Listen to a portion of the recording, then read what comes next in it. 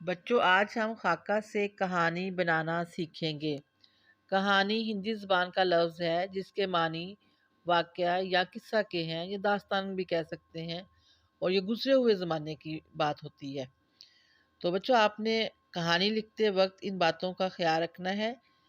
Number 1، فعل ماضی کا استعمال کریں۔ نمبر 2، جملہ ختم ہونے پر ختمہ ضرور لگائیں۔ نمبر 3، کہانی کو ایک دفعہ کا ذکر ہے سے شروع کریں۔ نمبر 4، املا کی غلطیاں نہ کریں۔ نمبر 5، نتیجہ ضرور لکھیں۔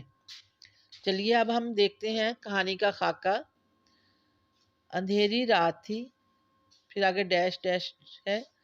ایک بلبل پریشان درخت کی ایک ٹہنی پر بیٹھا تھا۔ ڈیش، بلبل نے رونے کی وجہ پوچھی۔ ڈیش ڈیش ڈیش، جگنو نے یہ بات سن کر کہا، آؤ میں تمہیں تمہارے گھر تک پہنچا دوں۔ پھر آگے خالی جگہ ہے۔ اس طرح بلبل اپنے گھر تک پہنچ گیا۔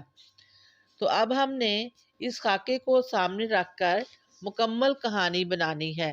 یہ نہیں کرنا کہ آپ نے خالی جگہ میں ایک دو لفظ لگائیں اور ختم کر دیں کام۔ نہیں، یہ تھوڑے سے آپ لوگوں کو کٹ ورڈ دیے گئے ہیں، آپ نے اس کو سامنے رکھ کر مکمل کہانی بنانی ہے۔ تو چلیے میں آپ کو کہانی سناتی ہوں۔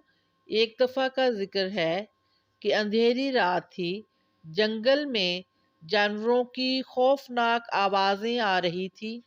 ایک بلبل پریشان درخت کی ایک ٹہنی پر بیٹھا تھا۔ ایک جگنو بلبل کا رونا دھونا سن کر وہاں پہنچ گیا اور اس نے بلبل سے رونے کی وجہ پوچھی۔ بلبل نے کہا کہ ہر طرف اندھیرا چھا گیا ہے اور میں اپنے گھر کا راستہ بھٹک گیا ہوں۔ بھٹک گیا ہوں کا مطلب ہے بھول گیا ہوں۔ جگنو نے یہ بات سن کر کہا، آؤ میں تمہیں تمہارے گھر تک پہنچا دوں۔ بے شک میں ایک چھوٹا سا کیڑا ہوں، لیکن میں تمہاری مدد کر سکتا ہوں۔ جگنو نے راستے میں روشنی کی اور اس طرح بلبل اپنے گھر تک پہنچ گیا۔ تو جب کوئی کہانی ہوتی ہے تو اس کا کوئی سبق بھی ہوتا ہے، اخلاقی سبق۔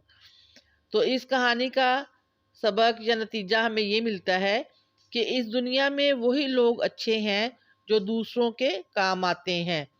بچوں، آپ کو پیپرز میں خاکہ دیا جائے گا اور کہانی مکمل آپ نے خود لکھنی ہوگی، اس لیے اس کہانی کو اچھی طرح یاد کریں، کسی بڑے کو سنائیں اور اس کے بعد کاپی پر لکھ کر مجھے سینڈ کریں۔